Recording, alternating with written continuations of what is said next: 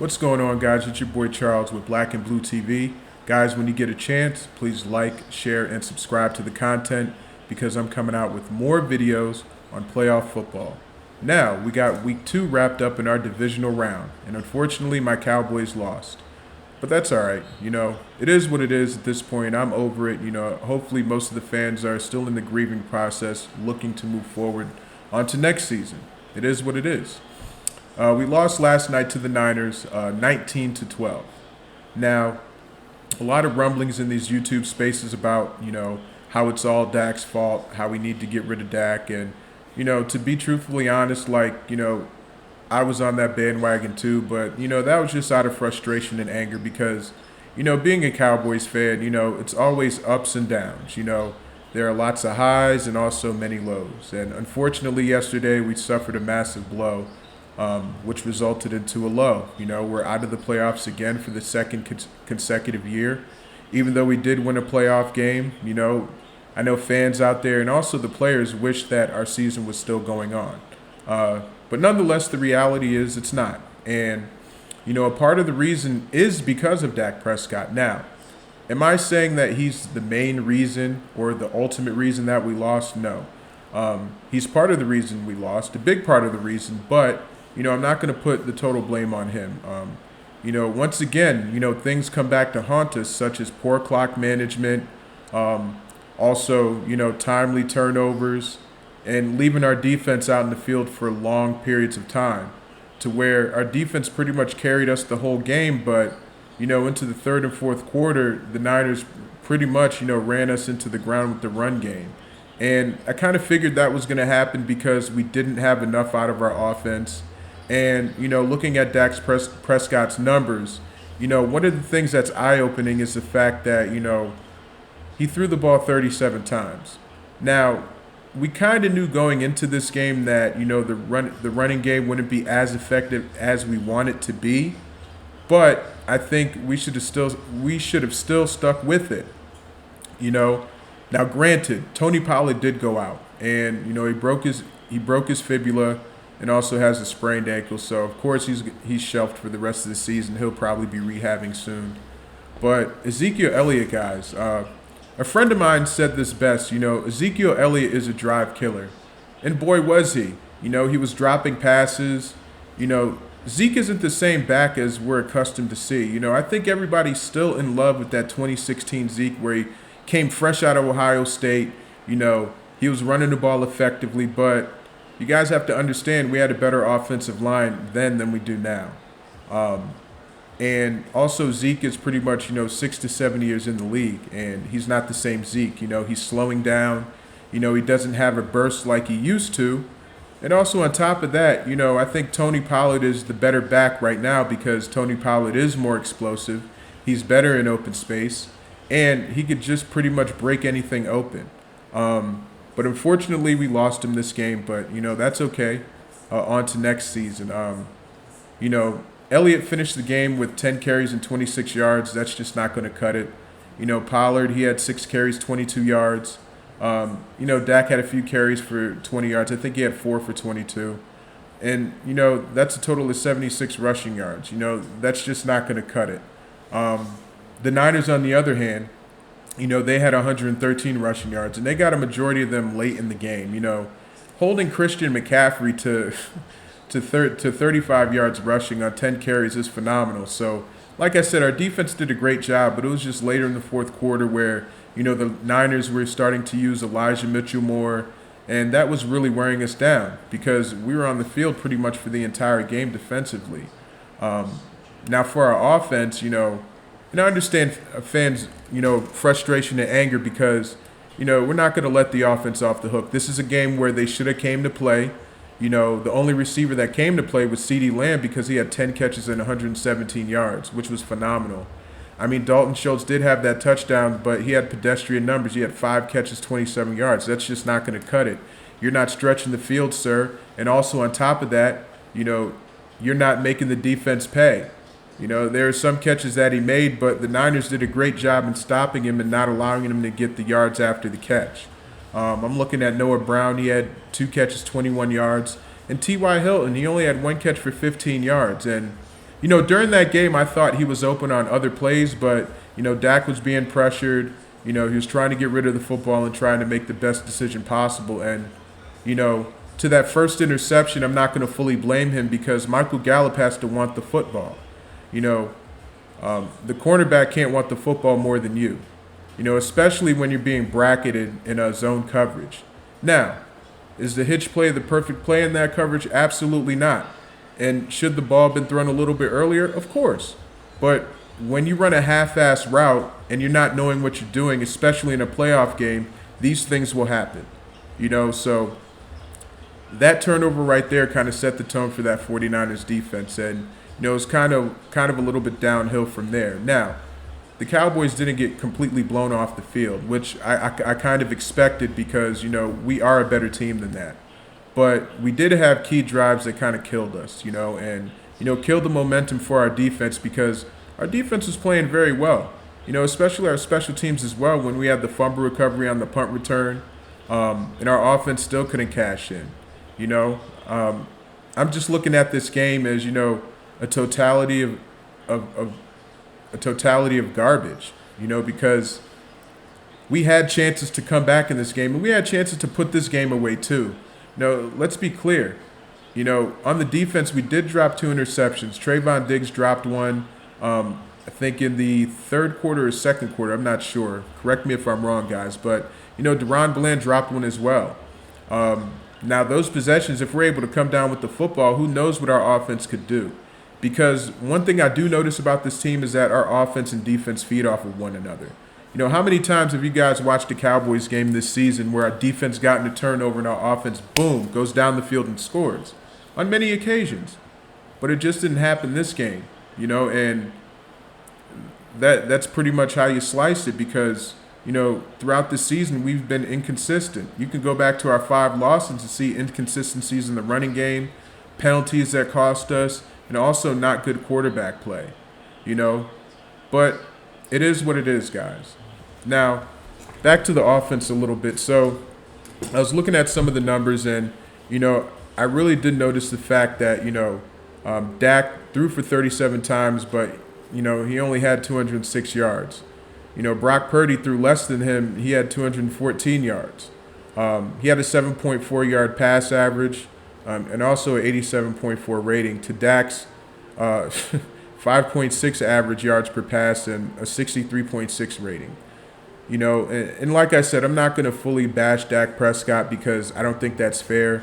Even though he clearly didn't show up like he should have. I think it was a little sweet for him because he thought that. So for some reason, I think that he thought he was going to play, a Tampa Bay secondary again. But no, that's not it. This was definitely a better defense. People could say, oh, San Fran didn't play anybody. Well, they played us the divisional game, and they only held us to 12 points. So their defense is legit. Looking at the fact that, Michael Gallup was not able to have a reception or even be a factor in the game speaks volumes to what we need to do in the offseason at the receiver position. It just can't be CeeDee Lamb. Are we even going to bring back T.Y.? These are questions that we're going to have to answer later on in the future, even though now it's a little too fresh because we just suffered a loss. But, when I'm looking at this defense of the Cowboys, Deron Bland, Leighton Vander Esch, Donovan Wilson, DeMarcus Lawrence, Malik Hooker all had great games. Leading the tackles was Deron Bland with 11. Leighton Vander Esch had 11. These guys were all over the field. Of course, DeMarcus Lawrence, he played a heck of a game in my eyes. I mean, I didn't see him get any sacks. I think he did get one, but he did get 2 tackles for loss. Another player that was good was Osa Odigizua. He had 5 tackles, and he was disruptive in the backfield. He was playing very well. And, of course, we have Jonathan Hankins. I called him Leonard Hankins in my previous videos, but Jonathan Hankins, he played pretty good too. The defense did what we asked them to do. Now, granted, they didn't really get any turnovers, but, they were able to disrupt Brock Purdy. They were able to shut McCaffrey down. And that's pretty much all you can ask for. And Deebo Samuel was kind of a non-factor as well because, when I look at it, he only had 4 catches for 45 yards. So, he was pretty much a non-factor that game. Now, The person who was a great factor was George Kittle, but he's one of the best tight ends in the league. He had 5 catches for 95 yards. I mean, that's a 19-point average for a tight end. And, I mean, that's pretty damn good. Now, the juggling catch he had, people say it was lucky. Man, whatever. He still caught the pass, and that was a blown coverage in our secondary. I just didn't understand why Jaron Kearse wasn't on him the whole game. I think Dallas switched up their coverage a little bit to try to throw off Brock Purdy. I didn't see them blitz as much. I wish they'd blitz a little bit more, even though Brock Purdy is a little bit mobile. But, we had Brock Purdy dead to rights on a couple of plays. And, he was able to escape, but he couldn't throw his receivers open. He was really looking not too good in that first half. And I thought at that point that, okay, even though they're up 9-6, the Cowboys still are doing something right defensively. Now, I also thought that, our offense needs to somehow put it together the second half. They weren't able to do that. Just to get 2 field goals, it's really disheartening. But yet again, this Niners defense is good. Looking at Dak and him throwing 37 times, that is not the formula for success. And also, too, our running backs, Ezekiel Elliott had to play better. Even though Tony Pollard got hurt, I didn't see Malik Davis at all until the third quarter. And to me, that's a coaching problem. Simply because when a running back gets hurt, especially when it's a dynamic running back, you have to put at least somebody else in that's somewhat serviceable to that job. And Malik Davis is that guy. I ranted and raved about him the whole preseason of how good of a back he could be, but when you don't give him an opportunity, this is what happens. And I think that, Mike McCarthy and that coaching staff, needs to take the brunt of the blame, especially Kellen Moore, because his game plan was not efficient at all. Just being pass happy and not running the ball as much, seeing our highest ball carrier, Zeke, with only 10 carries. I mean, that's just not enough. Like I said before, Zeke and Pollard needed to touch the ball at least 15 to 20 times. I understand the run game wouldn't be as effective, but we still need to stay true to the run because it would have helped us in the past a little bit more. When I look at the game last week that Seattle played, they still ran the ball, and they were still able to get the ball down the field. Now, granted, they did have DK Metcalf, who's a freak of nature, but that's not the point. The point is that Seattle, even though they struggled a little bit, they were able to stick with the run and able to throw down the field, and had San Francisco on their heels late in the third quarter. But transitioning to this game, guys, our offense didn't do enough. Our defense played pretty good. I'm not going to say they played elite, but it was close to championship football because holding a team like the Niners to 19 points with the dynamic ball handlers that they have. And, Elijah Mitchell, Christian McCaffrey, Deebo Samuel, George Kittle, Juwan Jennings, and, of course, Brandon Ayuk, who had his best season. I'm looking at Brandon Ayuk's stats. He only had 2 catches last game for 26 yards. So our defense did what they needed to do. It was just a lack of offense on our part that, was disappointing. Now, for the offense, I've been talking about them a lot, but I just wanted to say this. This game shows our deficiencies in the offense. Primarily speaking, at the receiver level, Michael Gallup, he's not the explosive receiver that he was before due to having an ACL injury, coming back from that, and it didn't look like he was himself this year. He lost a little bit of explosiveness, and also his inability to get separation just speaks volumes of him being a shell of himself. Also, too, Noah Brown. I think that Noah Brown experiment is over. We definitely need a receiver that can stretch the field, a speedy receiver, because we don't have a lot of speed on offense. That's the one thing I've noticed. And as for Dalton Schultz, yes, he's a great tight end, but, we really need the tight end to stretch the field. And he doesn't really do that. He's more of a possession guy. He definitely has good hands, even though he dropped a couple passes yesterday. However, we need that tight end that's able to stretch the middle of the field. One thing I notice about the tight ends, the great tight ends, such as like a Travis Kelce or George Kittle, they attack the middle of the field. And that's something that we don't have, guys. We don't have that tight end that can attack the middle of the field and has great speed. Dalton Schultz at best, he's an okay route runner. You know, he's not like Jason Witten, who was a very good route runner. Even though he was slow as molasses, he found a way to get open. You know, for Dalton Schultz, it's just not that case. Now, granted, Dalton Schultz is still a great tight end, but I expected him to play better this game. You know, like I said, it's just disappointing, and you know, there's some other holes we need to fix too, especially on our offensive line. Now, Zach Martin's getting older, but I think he'll be back. Tyler Smith played an okay game, but you know, Joey Bosa, he was, you know, he was kind of dogging him in that first quarter, and I think that, you know, we did make a good adjustment as in giving him a little bit of help, but you know, for the most part, you know, Tyler Smith, he's going to grow from this.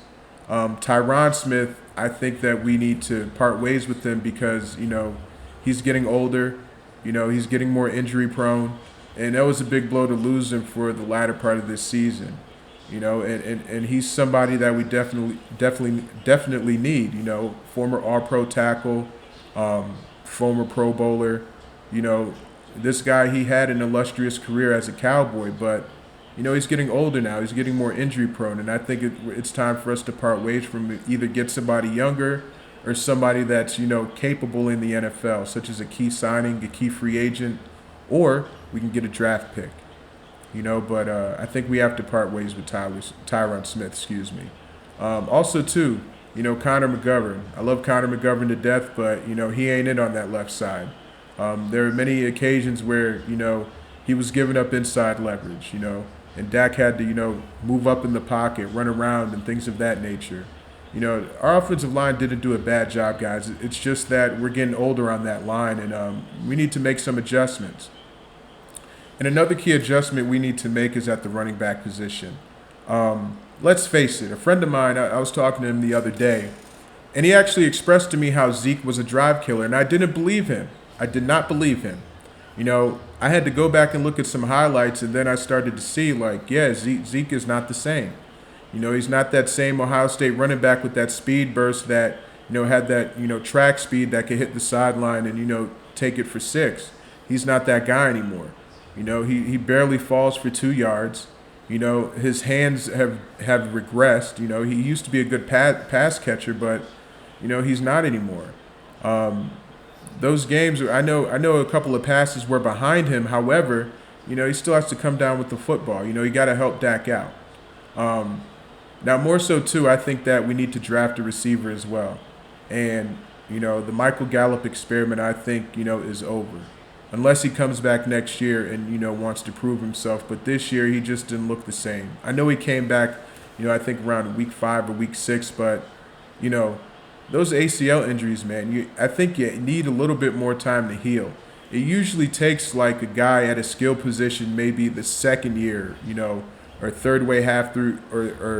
halfway through the third season, excuse me, in order to see that he's getting better from that injury. You know, I think he was kind of rushed back. You know, it definitely told in some of his route runnings. There's some things that he was able to do, some things he wasn't able to do. You know, Michael Gallup, for, you know, a big receiver, he's a springy guy. You know, when he catches a pass, like, he could take it the distance sometimes. But we definitely didn't see that, you know, this game because I think he was locked down due to his deficiencies at the receiver position. You know, so I think the Cowboys are going to look forward to this offseason. We got to see how our cap space is looking. I know there are going to be a lot of guys leaving. I'm hoping that Dan Quinn stays because he's a hell of a defensive coordinator. You know, I was very hard on him this year, but, you know, shout out to Dan Quinn because, you know, he definitely coached his ass off, especially getting that defense prepared for that 49ers game. I think that defense was pretty impressive, and, you know, if our offense held the end of the bargain, we actually win this game. But nonetheless, guys, you know, that's all I have to say. Please like, share, and subscribe to the content because I'm coming out with more videos, and you guys take it easy.